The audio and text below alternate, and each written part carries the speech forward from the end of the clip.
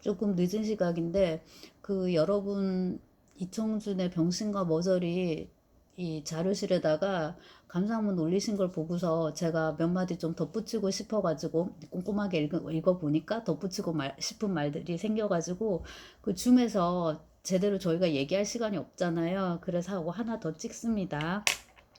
자, 우선은 제가 출석부를 이렇게 들여다봤는데 지금 어, 원래 이 강좌에 이제 신입생이 원래 많기도 한데 이번에는 전반적으로 학생 수도 많고 신입생이 20학번이죠.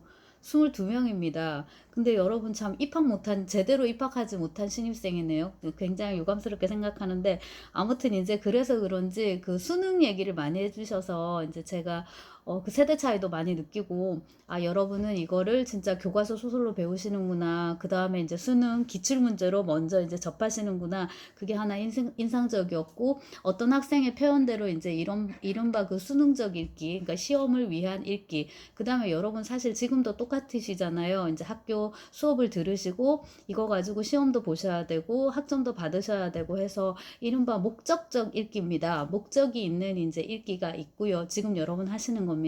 그 다음에 이제 순수 미학적인 읽기가 있을 겁니다. 그러니까 미학이라는 거는 칸트가 미학에서 이제 말하는 것처럼 그 미적 체험, 미학이라는 거는 interestedness인가 제가 영어는 까먹었는데 무관심성이에요. 그러니까 뭔가 이익이나 직접적인 관심이 거기 들어가면 안 돼요. 순전히 이제 그게 좋아서 해야 되는 거죠.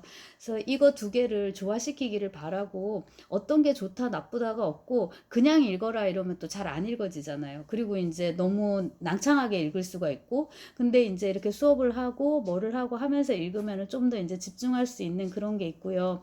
네, 그래서 이제 그 한번 그거 말씀을 드리고 싶었고 그 다음에 많이 지적한 게 그 환부 없는 아픔, 환부 없는 고통 이런 거였는데요, 여러분.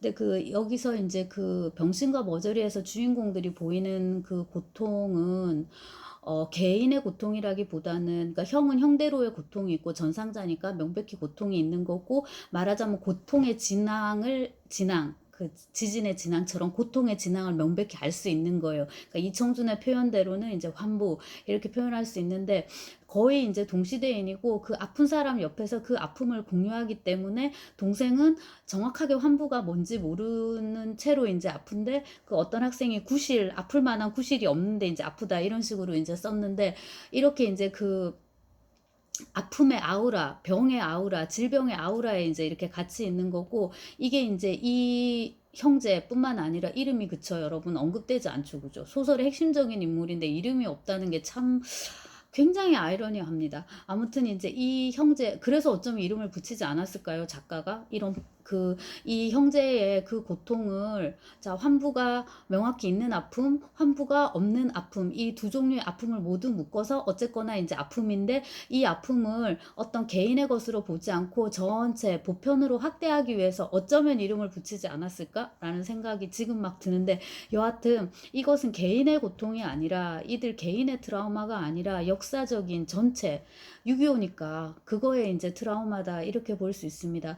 근데 여러분한테 이 억구가 호소력이 있는 것 같아요. 네, 저도 좋아요. 환부 없는 아픔 혹은 아프기는 아픈데 정확히 어디가 아픈지 잘 모르겠는 이런 애매한 아픔.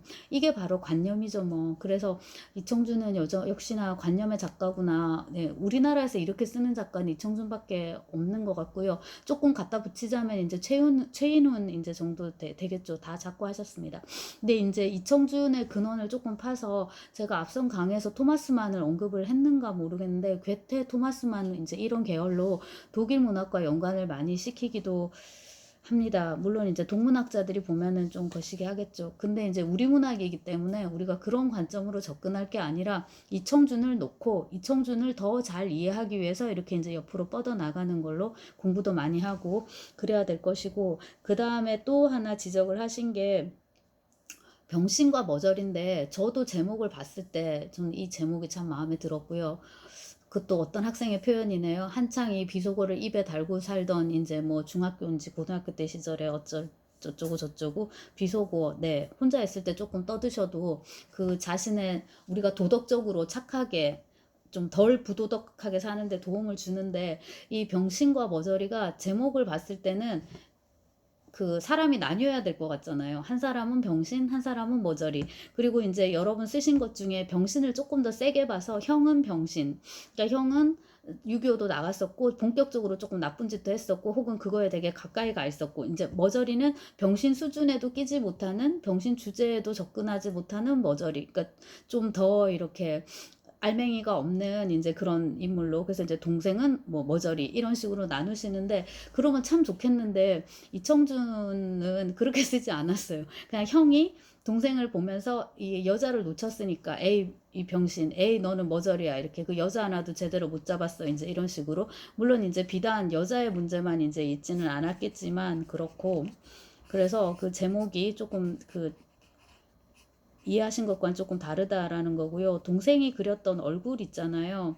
그거와 이제 관련을 해가지고 이목구비가 안 그려진 채 이렇게 윤곽만 있는 얼굴. 어쩌면 이것이 동생이 의도한 어떤 그림의 어, 뭐랄까 최고치까지는 아니지만 그거를 의도했을 수도 있겠다는 생각도 듭니다. 그래서 그 러시아 구성주의, 절대주의, 구성주의 이런 쪽 계열로 이렇게 가면은 이제 칸딘스키 그런 추상화가 그 정도는 여러분도 아실 거예요, 그죠? 근데 이제 거기서 더 지워가는 거예요. 그래서 말레비치 이제 이런 그 화가가 있는데, 그냥 검은 사각형, 흰 사각형, 요렇게 이제 그냥 아주 그냥 도형의 기본만 이렇게 동그라미, 뭐 세모, 뭐 이런 식으로 도형만 해서 그걸로 표현을 해요. 뭐 낫을 들고 있는 농부, 뭐 아낙네 이렇게 표현을 하고, 그런 계열의 이제 화가 중에 마슈코프인가 하는 아주 유명하진 않아요. 이제 그런 화가가 있는데 얼굴만 둥그렇게 그려놔요. 타원만. 근데 이목구비가 없거든요. 근데 제가 여러분 나이 때 그 그림을 보고 굉장히 많은 충격을 이제 받았는데, 꿈에 나올 것 같아 되게 무섭고,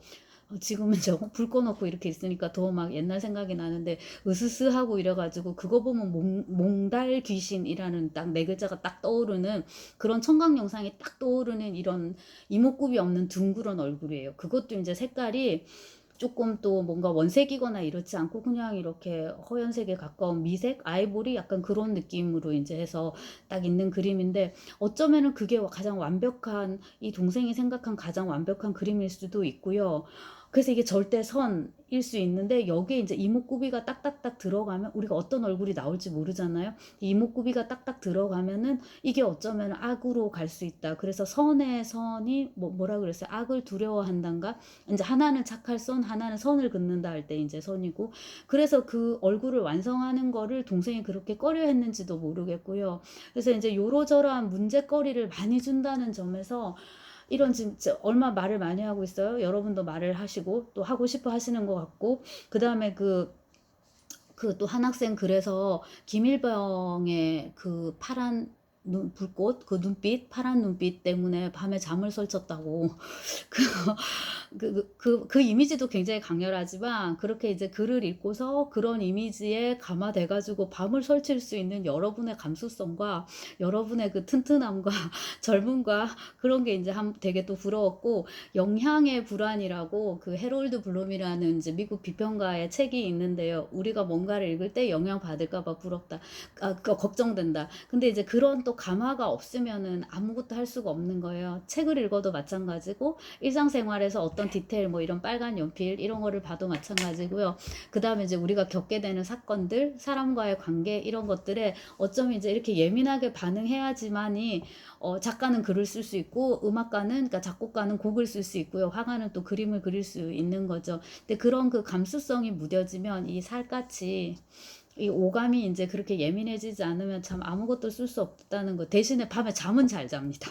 그래서 이제 그런 거를 이제 다룬 게, 우리가 이 뭐야, 배고픈 소크라테스가 될 것인가 아니면 배부른 돼지가 될 것인가라는 문제인데, 우리 모두의 꿈은 배부른 소크라테스가 되는 건데, 배는 배대로 부르고 이 소크라테스 그런 이제 어떤 지적인 활동, 창조적인 활동은 계속하는 건데, 과연 두 가지는 양립할 수 없는 것인가, 그런 문제를 제가 최근에 이제 최호프의 검은 수사를 라는 소설이 있습니다. 그거를 보면서 이제 다시 한번 생각해 보게 됐는데요. 우리는 생활인으로서 살아야 되고, 여러분도 지금 학생이라 이게 어느 정도의 건전한 생활을 유지를 하셔야 되잖아요. 학점 관리도 하셔야 되고, 그 부분도 굉장히 중요합니다. 그것도 기회가 되면 따로 찍도록 하고, 마지막인데, 김승옥과 비교를 인제 덜어 이렇게 해 주신 분이 덜어 계신데 어 그 이청준이 잘 씁니다. 그죠? 이청준의 소설이 되게 좋은데 근데 김승옥의 문장이 독자에게 더 이렇게 이렇게 흡수되는 매력은 더 큰 것 같다라는 식의 인제 문장을 그런 글을 주셨는데 저도 동의합니다. 그래서 그 김승옥의 다듬어지지 않은 거친 문장 바로 그것 때문에 그 퇴고하지 않은 것 같은 그 느낌 있잖아요. 그 거침 때문에 바로 김승옥의 문장은 '모방을 불허한다.' 이게 딱 맞고요. 왜 그 이청준은 자꾸 그 신춘문예에서 떨어졌을지 충분히 이해되는 너무나도 지루한 소설인데 그 김승옥의 데뷔작 생명연습과 이청준의 데뷔작 퇴원을 딱 놓고 보면은 고생한 거는 퇴원이에요. 그리고 인물 형상화라든가 막 그런 배치들, 사건의 전개 이런 것들도 굉장히 신경을 쓴 게 보이고 반면에 생명연습은 그냥 막 되는 대로 그냥 막 진짜 휘 갈긴 것 같은 그런 느낌이 드는데 거기서 인제 천재성이 또 보이는 것이기도 한데 어쨌거나 인제 우리 문학의 둘 다 두 명 다 소중한 작가라고 할 수 있겠습니다.